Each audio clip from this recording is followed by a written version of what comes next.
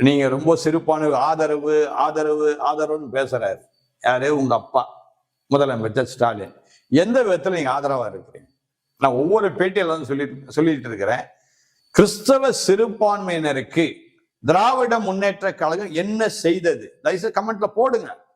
நீங்க போடுறத கட்டாயம் அடுத்த பேட்டியில் நான் கட்டாயம் நான் பேசுவேன். நான் சொல்லிட்டே இருக்கிறேன். யாரும் இது வரைக்கும் போட மாட்டாங்க. கிறிஸ்தவர்களும் போட மாட்டாங்களே, கிறிஸ்தவர் அல்லாதவரும் போட மாட்டாங்க. உங்களுக்கு தெரியுமா? கிறிஸ்தவ சிறுபான்மையர்களுக்கு இந்த திராவிட முன்னேற்ற கழகம் ஏதாவது செய்திருக்குன்னு ஏதாவது உங்களுக்கு தெரியுமா? தெரிஞ்சா கொஞ்சம் சொல்லுங்களேன். எனக்கு இது வரைக்கும் தெரியல. ஒன்றும் தெரியல.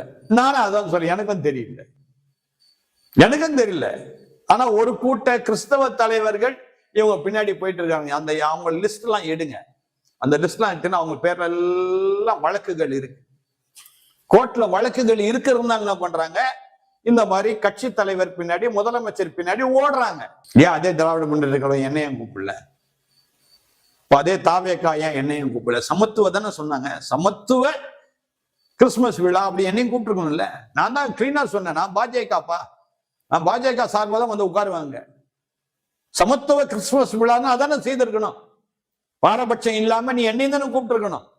நான் பாஜக, நான் வெளிப்படையா சொல்றேன், நான் பாஜகவை சார்ந்தவன் அப்படின்னு தைரியமா நான் சொல்றேன்.